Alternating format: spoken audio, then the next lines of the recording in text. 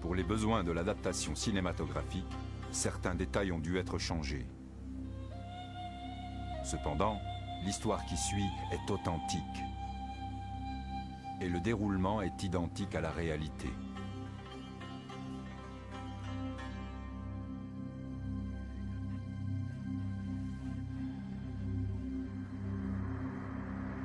Ils sont là.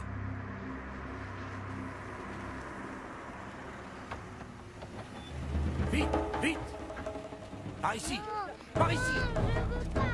Allez vite, montez! Dépêchez-vous! Oui, oui, j'arrive! Plus vite! Non. Vite! Où est-ce Là-dedans! Je suis là, maman! Non! Pas dans le coffre! Montez! Non, non! Faut faire vite! Allez, merci! Il y a aucun Encore! montre là-dedans! Non! Calmez-vous! Et vous, asseyez-vous devant! Vite!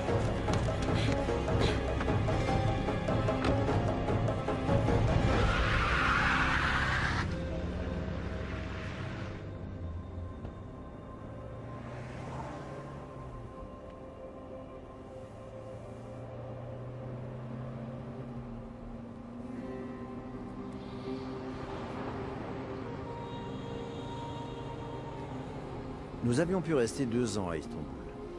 2 années agréables, bien que nous sachions que ces jours heureux seraient bientôt de beaux souvenirs. Nous étions confrontés tous les jours à de nouveaux dangers. Nous avons donc pris la décision de quitter Istanbul. La Bosnie fut le premier pays où nous avons séjourné. De là, on était parti vers l'Autriche avec l'aide des passeurs. Nous espérions que le gouvernement autrichien nous accorderait l'asile. Nous avons voyagé la nuit et pris du repos le jour. Quand nous n'avions pas de moyens de locomotion, nous marchions. Et plus nous approchions de la frontière, plus le danger de nous faire arrêter se précisait pour nous.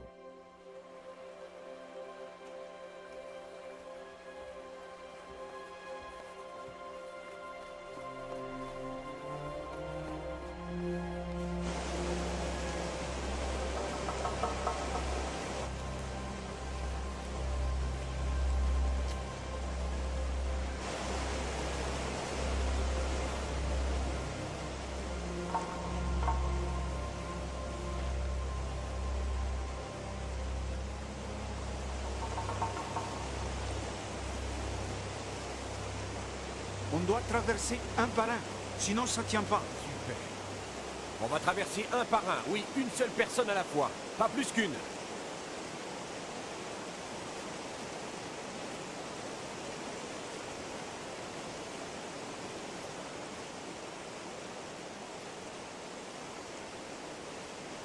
Le passeur était le premier à traverser. Ensuite, ma fille Esther, suivie par Mère Docte, ma femme, ont réussi à traverser facilement. Mais je n'étais pas sûr que Joseph, mon fils, serait capable de traverser tout seul ce torrent sans mon aide. Fais attention, Joseph. Mon fils est encore petit. Je traverse avec lui. Allez-y. Viens, on y va.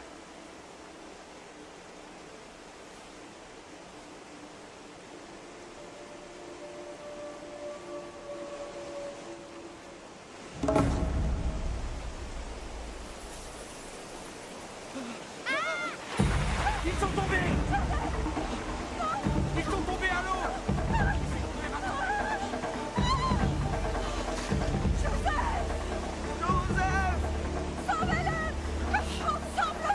La mort est venue vers moi et m'a dit « Je suis venu pour t'emmener avec moi. » Où est donc ce Dieu dont tu parles tout le temps?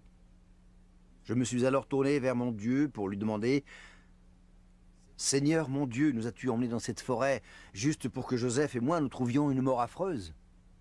Qu'ai-je fait pour que tu m'affliges ça? Pour quelle faute veux-tu me punir? » Oui, mais après, il n'a pas tenu parole. Tu aurais dû l'obliger de le faire. C'est pas si facile que ça, pas vrai? Tu aurais dû prendre un avocat? Ça finira bien par s'arranger. J'en ai eu au marché, mais c'était très cher. Si t'as besoin d'aide... Non, merci, je n'ai pas Khosrow, très passe-moi faim. le pain. Eh, dites, vous trouvez pas que Khosrow ressemble aux zombies qu'on voit dans les films américains? Hein? Non, non. Khosrow a seulement besoin de manger de la bonne nourriture. Le même genre de nourriture que j'ai donné à votre père pendant des années. Et vous voyez comme il est grassouillet et en bonne santé. Il n'y a pas de problème. Khosrow pourra devenir comme lui. Eh! Khosrow, tu es là? Il faut que j'aille travailler. Travailler? Tu devrais être à l'université en ce moment. Je gagne plus que vous tous réunis. Évidemment, puisque je ne gagne rien. Car moi, j'étudie. Je n'ai pas abandonné mes études pour un travail payant, mais sans avenir pour la compagnie du téléphone. Ça suffit. Cette discussion est terminée, nous mangeons. Oui, je me souviens au service funèbre de votre grand-père. C'était magnifique. Tout le monde a pleuré, excepté Khosrow.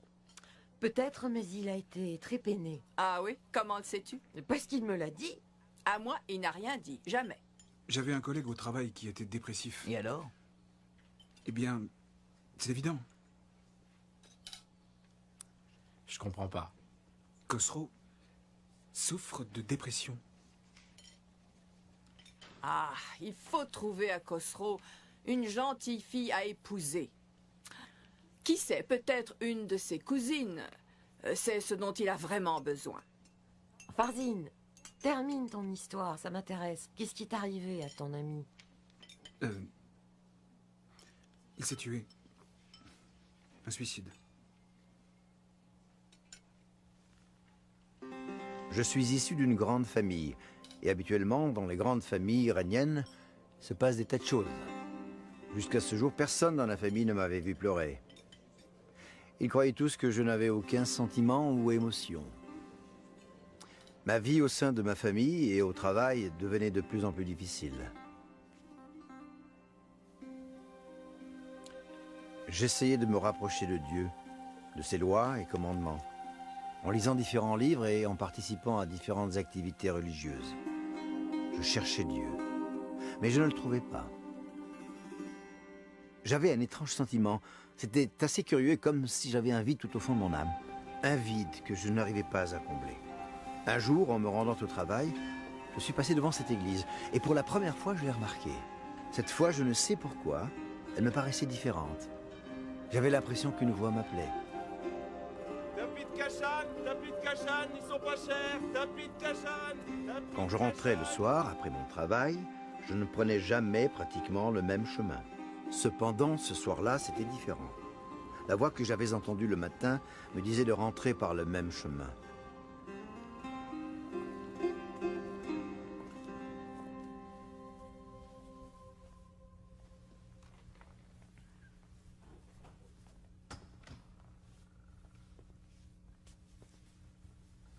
Bonjour, je voudrais voir un responsable. Qui êtes-vous? Khosrow Kodadadi. Que voulez-vous? Je suis curieux de voir comment ça se passe ici. Vous fréquentez cette église? Vous trouvez vraiment que j'ai l'air d'une chrétienne? Non, pas vraiment. J'aimerais voir un service, c'est quand? C'est le dimanche. Je viendrai sans faute, je vous remercie, madame. C'est pas sûr que dimanche le prêtre soit ici.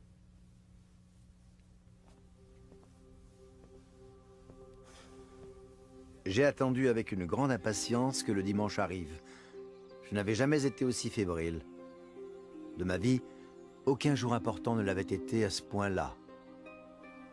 Je n'attendais plus que ça, je ne pensais plus qu'à ça et je passais tout mon temps à me concentrer sur ce dimanche à venir.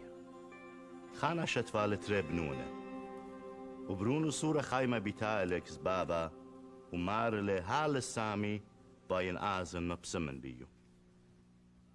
Quand je suis entré dans l'église, j'ai aperçu quelques hommes et quelques femmes plutôt âgés, et un homme qui parlait. Je ne comprenais pas ce qu'il disait. Je ne connaissais pas la langue qu'il parlait. Plus tard, j'ai su que cet homme prêchait en assyrien. C'est la langue utilisée par une des minorités chrétiennes en Iran.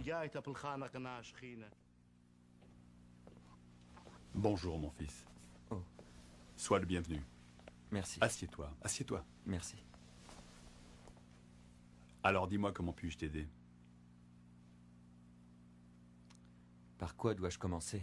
Je suis souvent passé devant cette église, mais je ne me suis jamais arrêté. Je vois. Lève-toi. Je voudrais te montrer quelque chose.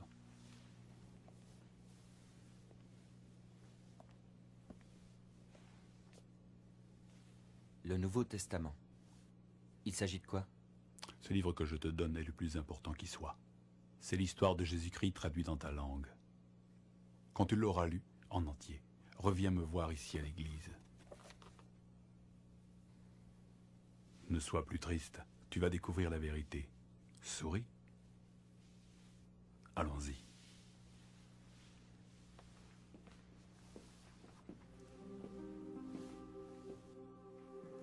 Alors Jésus appela un petit enfant, le plaça au milieu d'eux et dit, « En vérité, je vous le dis, si vous ne vous convertissez et si vous ne devenez comme les petits-enfants, vous n'entrerez point dans le royaume des cieux. » Après avoir lu l'Ancien Testament, je me sentais comme avant, je n'avais pas changé, rien en moi n'était différent. J'ai repris la lecture du début en espérant que, peut-être que je pourrais finir par comprendre. Je me suis acharné, puis acharné encore, j'ai repris la lecture de nombreuses fois. Mais rien ne changeait en moi, c'était pas spontané, et moi, c'était ce que j'espérais, que ça viendrait automatiquement après la lecture. Malgré tout, j'écoutais la voix au fond de moi et je lisais et relisais le Nouveau Testament. Un soir, en rentrant du travail, j'étais en colère, désespéré. Une sorte d'apathie m'avait envahi. Je me disais que personne ne pouvait m'aider et que j'étais seul pour faire face à mes questions.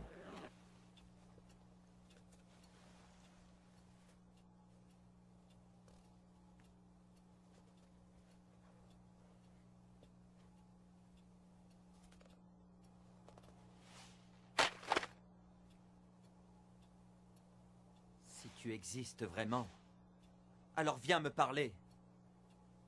Ou sinon, sors de ma vie. Laisse-moi redevenir Khosrow comme avant.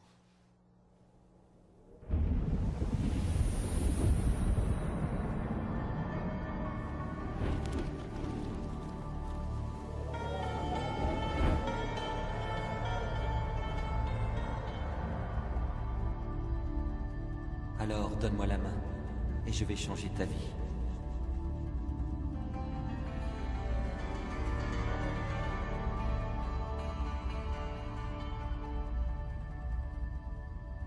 Je ne savais pas qui il était.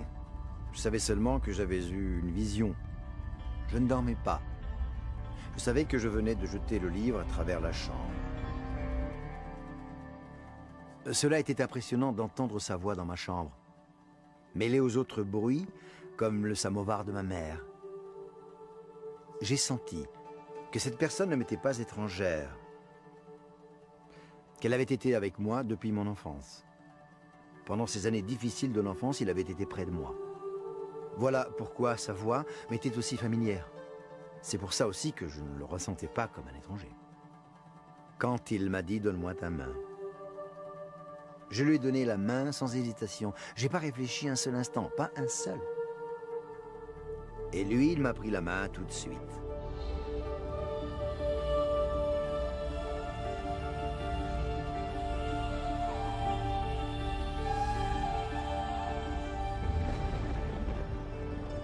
J'ai tendu la main vers lui et il a pris ma main dans la sienne. Une sensation étrange m'a envahi, comme si un courant électrique passait dans mes doigts et s'engouffrait dans tout mon corps. Je transpirais à grosses gouttes, mais je ressentais une paix intérieure intense. Cette fois, j'avais changé, ma coquille venait d'éclater. J'étais devenu un être humain différent.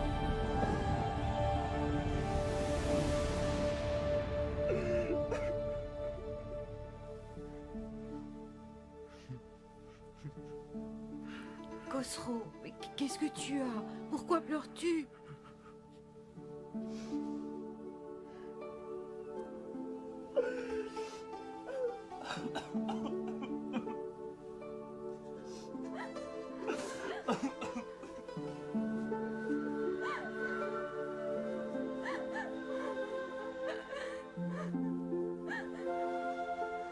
Je crois que dès que je l'ai vu, toute ma douleur, ma tristesse et mon désespoir m'ont quitté.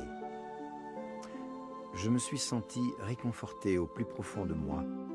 Une joie immense m'a envahi. J'espérais connaître cette joie depuis mon plus jeune âge.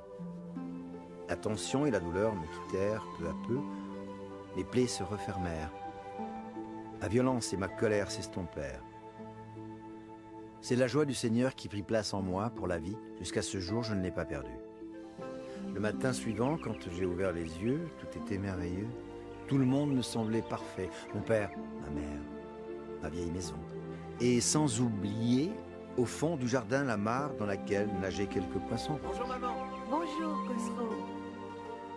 J'étais enfin heureux, car le monde était nouveau pour moi. Tout avait changé. Je le voyais d'une autre façon. Mon cher Khosrow, tu es né de nouveau. Tu es maintenant une nouvelle création en Jésus-Christ.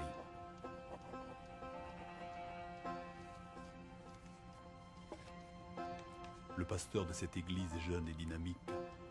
Je sais que tu l'apprécieras. Va le voir, il t'enseignera bien des choses. Quand j'ai commencé à fréquenter cette église, le pasteur a fait beaucoup d'efforts pour établir immédiatement une relation amicale. Il était très dévoué à son ministère, et même s'il savait que j'avais une éducation religieuse différente, il s'intéressait réellement à moi. Il avait vu en moi non seulement un croyant venant régulièrement à l'église, mais aussi quelqu'un capable d'assumer les tâches envoyées par Dieu. Et je réalisais que j'avais le désir de servir le Seigneur. Dieu fait chair, qui est venu sur terre pour nous sauver, toi et moi. Ah, bravo, Maria m'a fait un gâteau. Merci pour ce gâteau. Au fait, est-ce que vous saviez que Khosrow a une promotion au travail?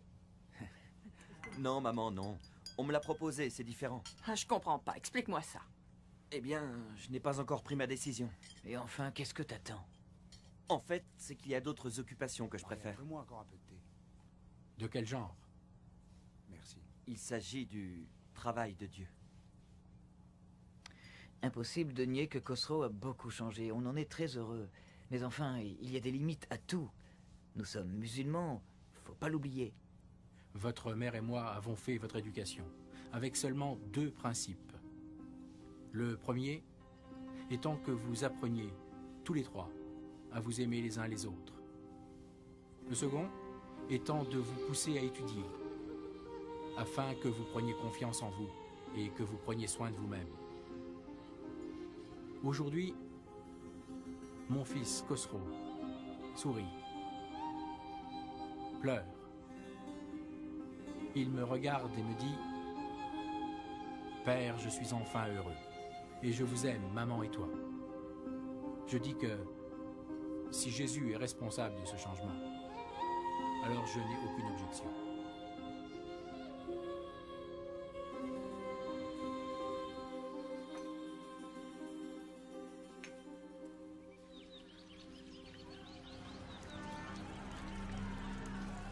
Jésus attend de moi que je sois un brave soldat. Et tu as déjà pris ta décision? Je suis prêt à tout pour Jésus. Je quitte mon travail.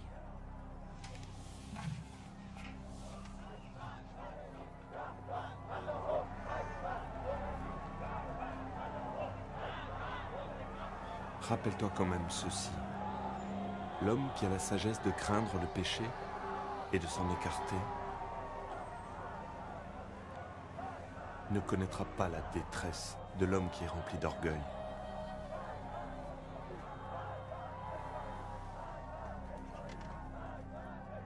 L'Iran est en train de changer très vite, Khosrow. Tu sais qu'il y a maintenant des persécutions sans parler du reste? Personne ne sait comment tout cela va finir. Tu as bien réfléchi à ce qui se passe? Tu es bien sûr de toi? Tu veux vraiment prendre cette décision? Mais peut-être que le prix à payer sera très élevé. Élevé? Oui, ça se pourrait.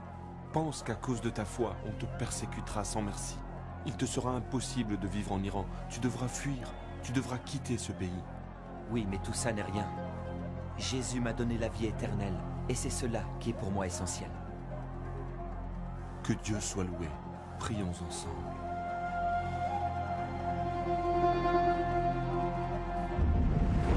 Rattrapez mon fils! Oh, ça va!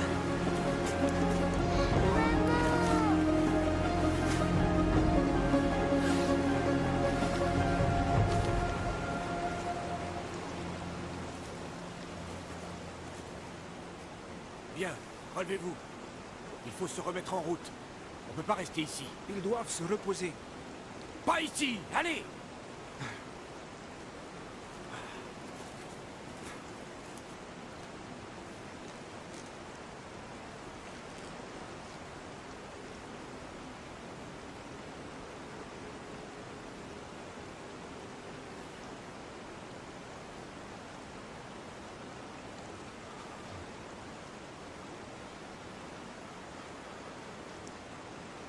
Je suis curieux. Comment avez-vous retrouvé votre fils?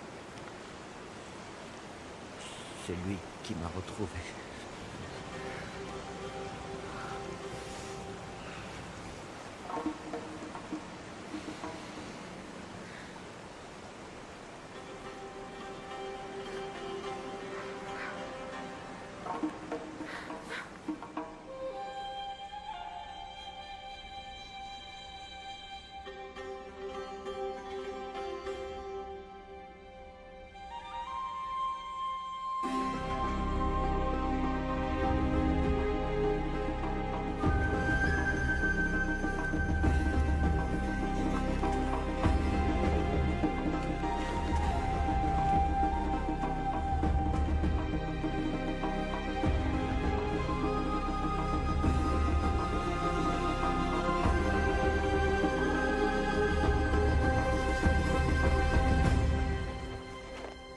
L'Autriche! Là en bas, c'est l'Autriche. C'est là que se trouve la frontière. Elle longe la rivière, vous voyez? Pour nous, c'est fini, on ne va pas plus loin. Vous allez poursuivre tout seul, comme on a dit. Merci. Et au Merci revoir. beaucoup. Et au revoir.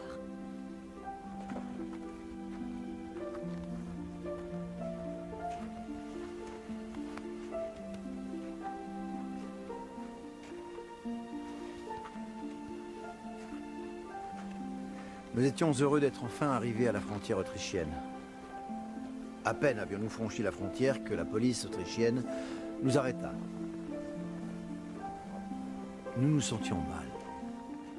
Nos vêtements n'étaient même pas secs et nous avions peur qu'ils nous renvoient en Turquie sur le champ. Au contraire, ils se sont mis à nous traiter avec respect. À peine ont-ils su que j'étais un pasteur chrétien. Malgré qu'on n'était pas du même pays, qu'on ne parlait pas la même langue, ils nous ont installés dans une maison et ils se sont bien occupés de nous.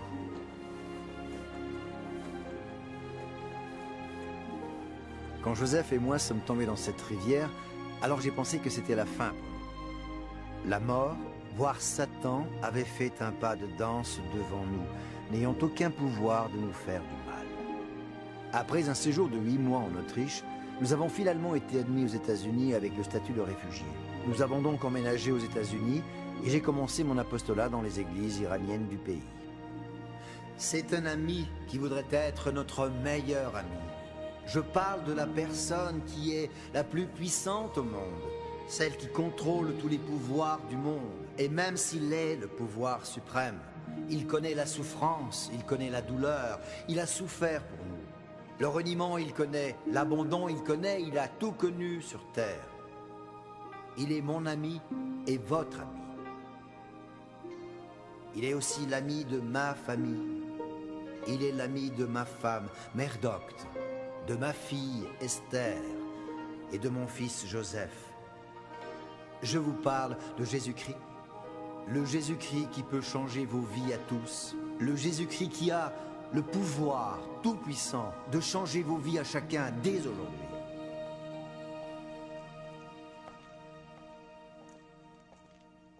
Un monde d'affliction, un avenir sans espoir. Tel était le sombre horizon d'un jeune homme appelé Khosrow Khordadadi. Personne, même pas les membres de sa famille, ne l'avait jamais vu verser une larme. Et si ce n'était que cela, personne ne l'avait jamais vu rire ou sourire. Il semblait ne ressentir aucun sentiment. Un peu comme s'il ne faisait qu'exister sans âme, comme s'il ne vivait pas vraiment. Avez-vous déjà ressenti cela? Avez-vous déjà ressenti que vous ne viviez pas intensément, que vous ne faisiez qu'exister? Avez-vous déjà ressenti un manque d'enthousiasme devant le quotidien, comme si vous attendiez que la vie passe?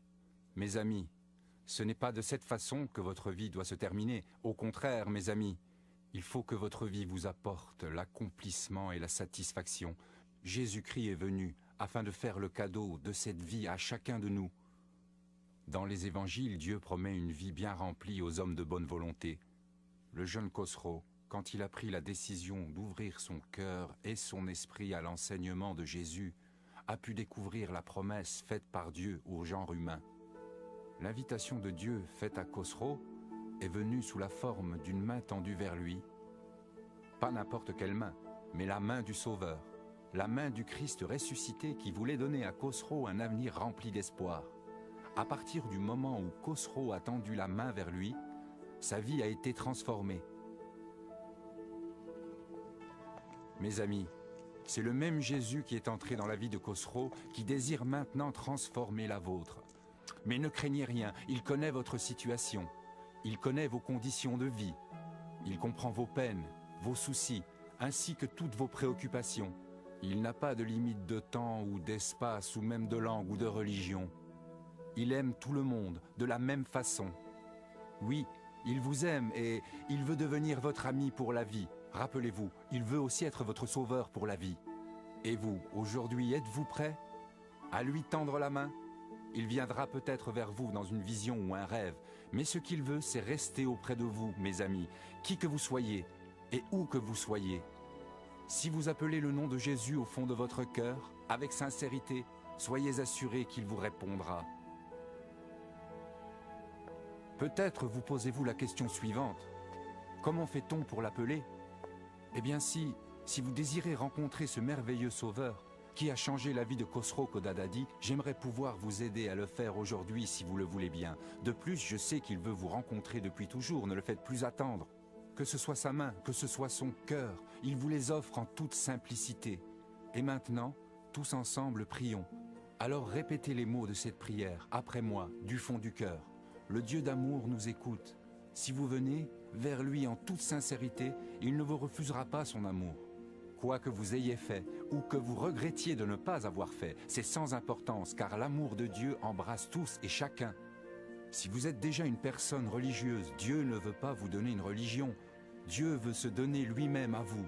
Vous n'avez peut-être pas eu la chance de recevoir une éducation au plan religieux, ou avez-vous oublié Dieu? Ou peut-être avez-vous rejeté Dieu? Sachez pourtant que lui ne vous a pas rejeté. Il vous attend, même si vous l'oubliez, ses bras sont toujours ouverts pour vous. Il est le Dieu d'amour parfait. C'est parce qu'il vous aime d'un amour extraordinaire que tous vos péchés vous seront pardonnés. Il va soulager vos peines, amenuiser vos douleurs et vous redonner l'espoir. C'est sa présence qui vous donnera la paix et l'amour et l'espoir que vous attendez. Et maintenant, prions ensemble. Appelons-le simplement par son nom, puisque Dieu répond à ceux qui ont la ferveur. Ô mon Dieu, je te remercie de l'amour que tu me donnes. Jésus-Christ, je t'invite à prendre place dans mon cœur et dans ma vie. Je te demande de racheter mes fautes, de me redonner l'espoir et la persévérance. Je te demande une nouvelle vie remplie d'amour de Dieu et de mon prochain. Je crois en ta bonté et je te remercie de tes innombrables bienfaits. Je crois que tous les hommes et femmes qui viennent vers toi sont nés de nouveau et qu'ils vont pouvoir commencer une nouvelle vie avec un cœur pur. Je te remercie d'accepter ma requête et de me donner cette nouvelle vie. Au nom de Jésus-Christ, Amen. Chers amis, si vous avez fait cette prière avec nous, sachez que la réponse de Dieu est oui. Et à partir d'aujourd'hui, vous commencez une nouvelle vie et que votre cœur est rempli de l'amour de Dieu, de sa paix et de son espoir. À partir de maintenant, vous appartenez entièrement à Dieu et son Fils Jésus-Christ vous appartient.